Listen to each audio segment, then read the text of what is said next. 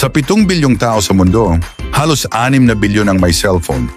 Ito ay nakakagulat dahil mas kaunti lang sa mga tao ang may access to a working toilet, na 4.5 bilyon lang. Paano binabago ng mga cellphone ang ating katawan at utak? Kung nakatingin ka sa iyong cellphone ngayon, ang posisyon ng iyong likod ay parang isang 8 taong gulang na bata na nakaupo sa iyong leeg. Mahalaga ito dahil ang mga tao ay nagtatagal ng halos 4.7 oras sa isang araw na tumitingin sa kanilang cellphone. Ang oras na ginugugol sa harap ng computer ay nagdudulot din ng pagtaas ng myopia o nearsightedness.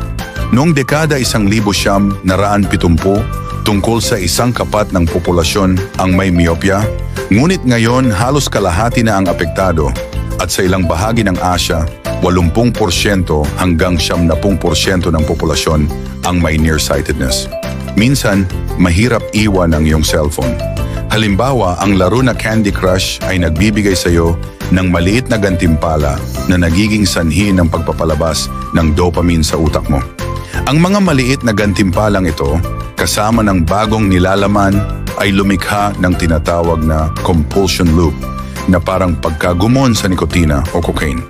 Ang ating utak ay likas na naghahanap ng bago, kaya't ang mga apps sa cellphone natin ay laging nagbibigay ng bagong nilalaman para mahirapan tayong iwan.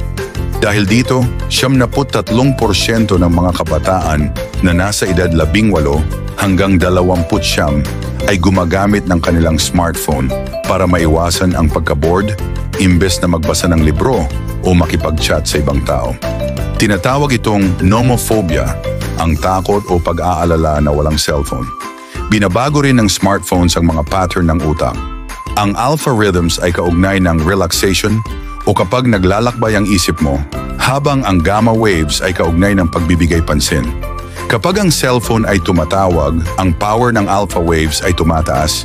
Ibig sabihin, ang cellphone ay talagang binabago ang paraan ng pag-andar ng utak mo. Ang iyong cellphone ay maaari ring makagambala sa iyong tulog.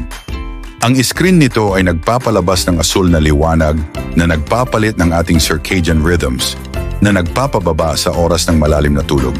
Ang kakulangan sa malalim na tulog ay konektado sa mga sakit tulad ng diabetes, cancer, at labis na katabaan. Ipinapakita ng mga pag-aaral na ang mga taong nagbabasa sa kanilang cellphone sa gabi ay nahihirapang matulog at bumubuo ng mas kaunting melatonin, isang hormone na tumutulong sa pagtulog. Sinasabi ng Harvard Medical School na dapat iwasan ang teknolohiya sa huling 20-30 oras bago matulog, kaya't magandang magbasa ng libro bago matulog.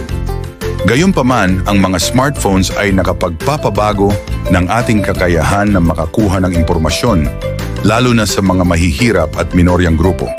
7% ng mga Amerikano ang umaasa lamang sa smartphones para sa internet. Ayon sa isang pag-aaral noong 2014, karamihan sa mga smartphone users ay ginagamit ang kanilang mga telepono para sa online banking, paghahanap ng impormasyon sa kalusugan at paghahanap ng trabaho. Kahit na ang mga cellphone ay hindi palaging masama at nagdudulot ng positibong pagbabago, hindi may kakaila na binabago nila tayo. Maraming matagumpay na tao ang nagdedesisyon na mag-pause mula sa kanilang smartphone para tumaas ang kanilang pagiging produktibo.